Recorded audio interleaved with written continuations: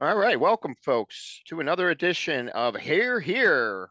And who do we have? Me and the originator of Here, none other than Mr. Tom Sir Jennings. Welcome. Sir Thom Jennings.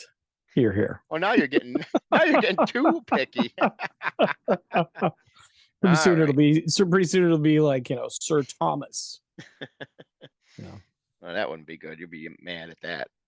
Yes, I'll talk in an English accent the entire time that we're doing our shows, be refined.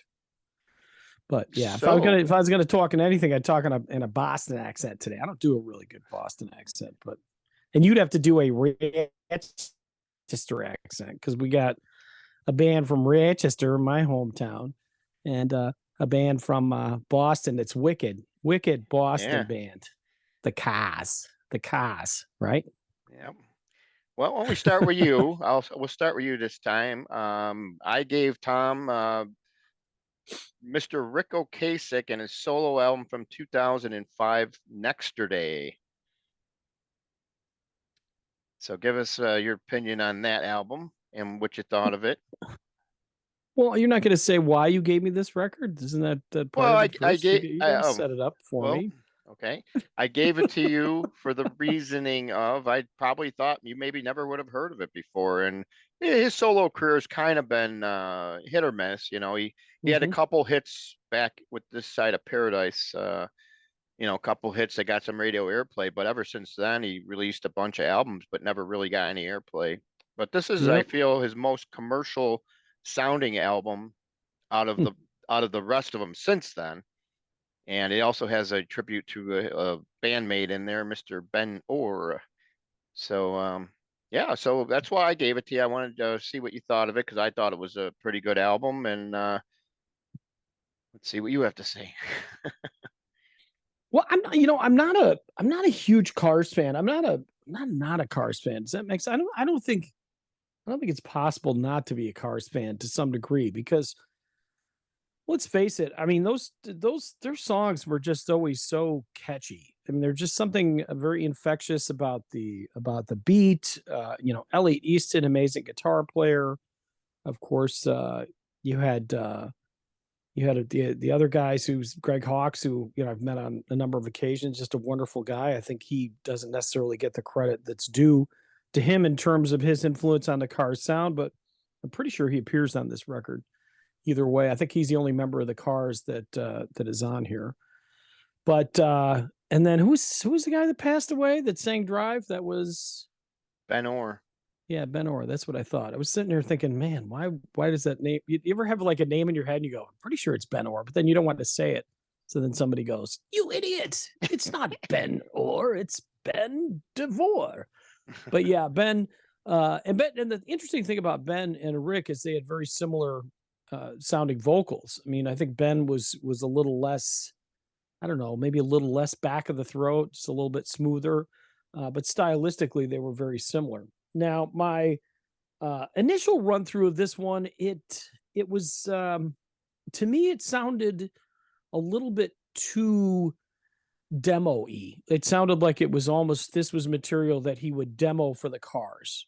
And the thing is I think with a guy like Rick Ocasek as a solo performer is you can't really extricate him from the Cars. His voice is so unique. It would be really difficult for him to kind of step outside of that shell. Now, I was surprised this was his seventh solo record, and I assume, are a fairly big fan, and that you've heard the other six. I mean, I would have assumed he had maybe one or two, Mm-hmm. but there were some songs where I found myself missing the rest of the band. I don't know if that makes sense to you, but there was parts where I feel like there would have been an opportunity for, let's say, Elliot to have a good solo, and then the drumming. And I went and looked it up later, and it looks like most of the drumming is just programmed, right? It's not even a real drummer. Is that what you? Yeah, I believe it. There's Yeah, a couple tracks that show drums on it. I don't know how accurate right. everything is on it, but yeah. Yeah, and this is kind of a weird thing because I'm a big Todd Rundgren fan, as you know, and anybody that's listening, if you don't know, I'm a big Todd Rundgren fan. And Todd records some albums very similar vein where he'll record some stuff with backing tracks per se. I mean, or he's doing all the instruments, and that can limit you to one degree. But by the same token, it really helps you determine what each band member brings to the band, not just say vocally, but instrumentally as well. And again, I don't think there was a single song on here that I hated. I mean, there were some of the, especially some of the early stuff I thought was really. I mean, there's some great hooks, but and I think this is again more hook based. You don't you it seemed like, and because he's a vocalist, he tended to sing through the whole song. There wasn't a lot of instrumental breaks, as I remember the few times that I went through it. Bottom Dollar I really liked. I think Heard About You was another one. And what was the one that was the tribute to? Silver. Okay, Silver. Yeah, I think that's a good one. And then, of course, again, I find myself, Joseph, as I love to call you, because isn't that what Lawrence Gowan calls you? Mhm. Joseph. Yes. But this song, in a little bit, it has the exact same riff at the beginning as Miss DJ by Hall & Oates. Wow. You're talking It about does. what Yeah, song? in a little bit.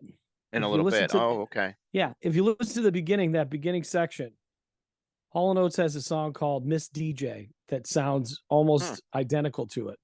And I think the last record, what did we have? There was a song that had the beginning Yeah. of well, actually, strangely enough, there was a song on the last album that you gave me that had Yes. an intro that sounded just like Drive by the Drive. Cars. Isn't that weird? Yeah. Yeah.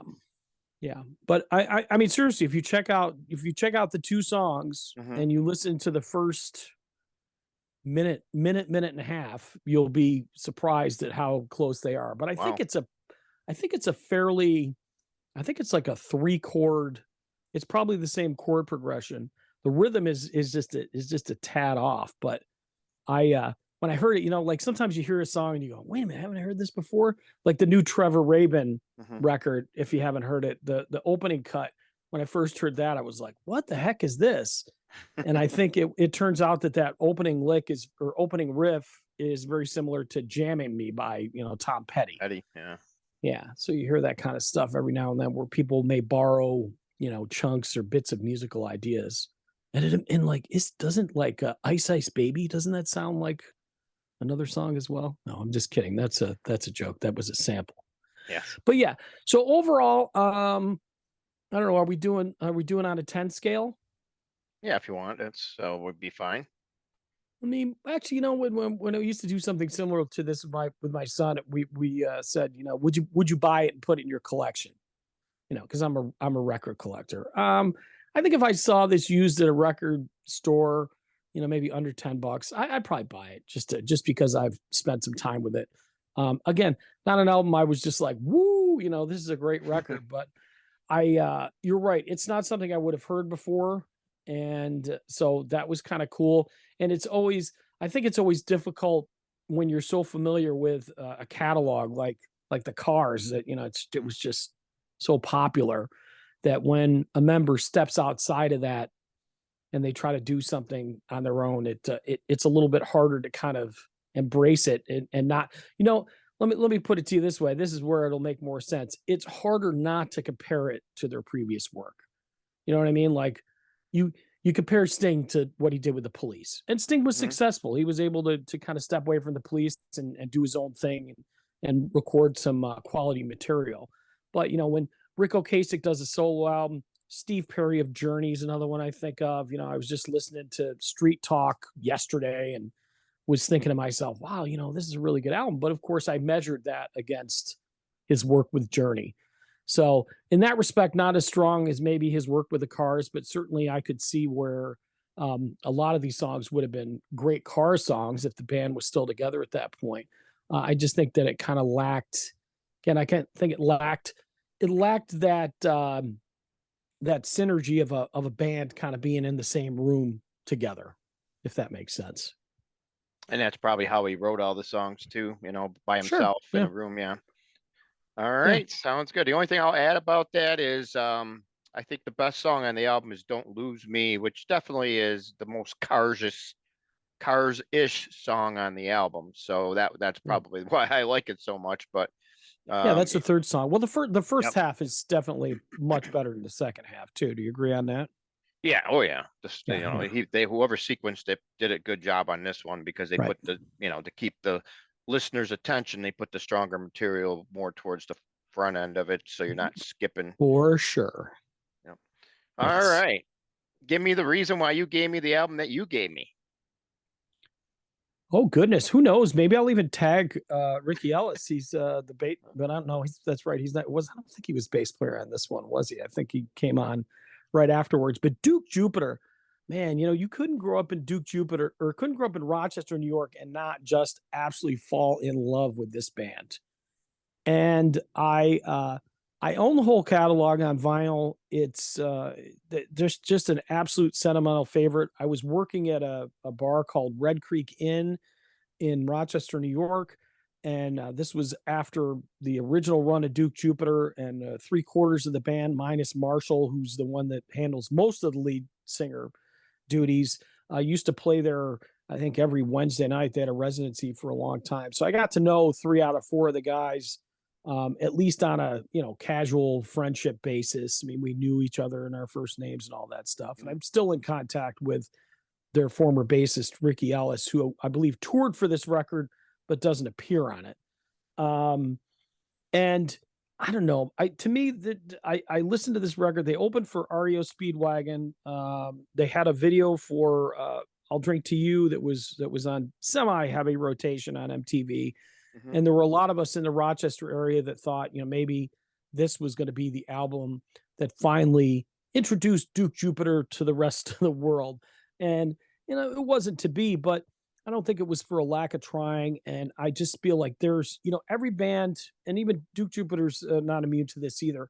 When you have a couple different lead singers, and I think in this case, there's at least three of the guys that sing.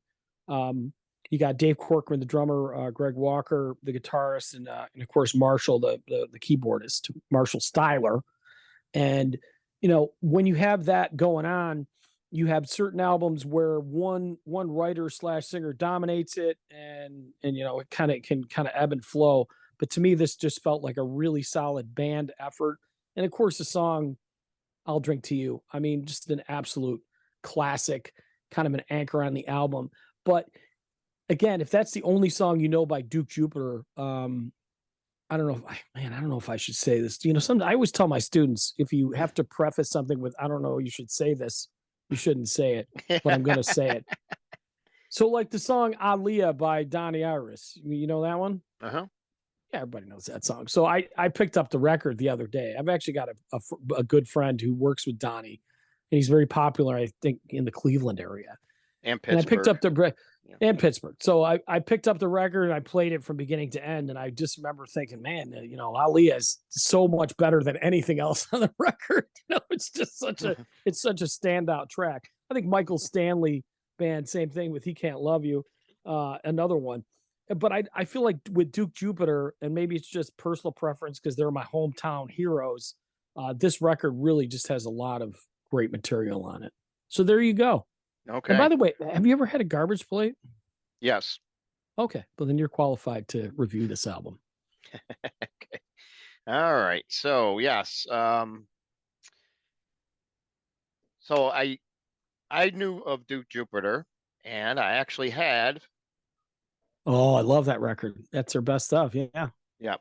And the band played on. yeah. So I actually had this. I bought it at House of Guitars years ago, only for one song, and that was Little Lady, because that's the song 97 Rock used to Uh, play the hell out of over Great here. song.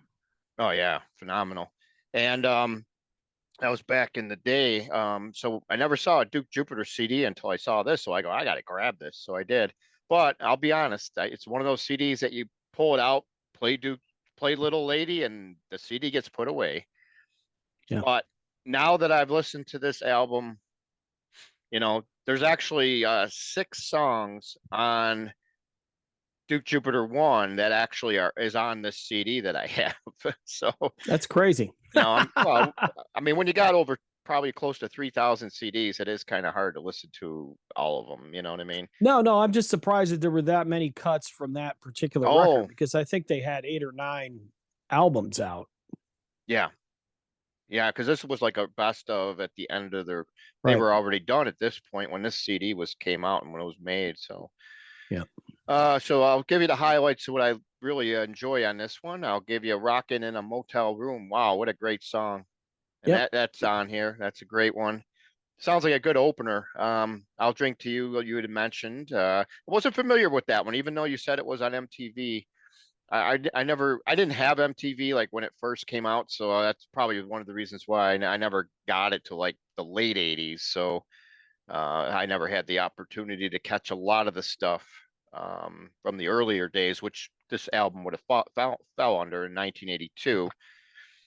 Um, let's see, a slow, loud and dirty, classic blues song.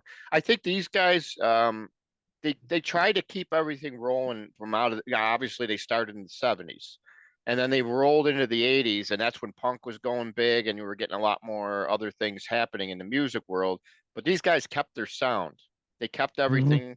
They kept going with the flow, and they kept on playing rock, blues, boogie wood. They just kept everything like wrote the classic type of songs that we miss nowadays. You don't get to hear stuff like this anymore, and this album is definitely one that I really wasn't ever aware of. I always wanted to get White Knuckle Ride, which was their second album after this one, because that's the one that Little Lady was on. But I actually see that they do have it on CD along with Duke Jupiter 1. You can find them on CD on like eBay and stuff. So they exist. So yes, and because of you, I'm gonna go out and hunt one down. Nice, nice. Yeah, Duke Jupiter One was just recently re-released on CD, Mm. and I think it's Friday Music, or it's I don't know. It's one of those labels that just comes out with random stuff. Like they got the first Rick Springfield album and some other Yeah, stuff too, but kind of yeah. stuff that might have sold a little bit here and there, but not Rare anything and big. totally out of Yeah, print. Yeah, that's yeah, what I like right. about a lot of these companies that do that, because at least it makes the music still out there where you can try to get it. And that's the one good thing. There's a lot of Yep, labels that focus in on that type of stuff. yep. Well, sadly, the drummer Dave, he Yeah. passed away. I don't know 4 or 5 years ago, but they used to do semi-annual reunion concerts, and man, they were just such it was such a good time. I missed the last one because I had pneumonia, but Oh, which was a bummer. Yeah, it was on my birthday, July 21st, way before COVID. But yeah, I had a really bad case of pneumonia, and I tried to go, but it was just like couldn't do it. Oh well. all right. Well, this was a great episode. So we'll be looking forward to the next episode, and we'll get together and figure out. And we're going to probably bring in some other people too to make it a little bit more interesting, so we get some varied opinions about these albums. It should be good. We'll come up with maybe a little bit of a different format or something. We'll Yeah. we'll see. So that's going to give you guys a little thing to make you want to come to see the next episode, because you never know what we're going to do You never know. unless you watch it. All right. Awesome. All right. So that concludes this episode. Appreciate your time. Have a great night.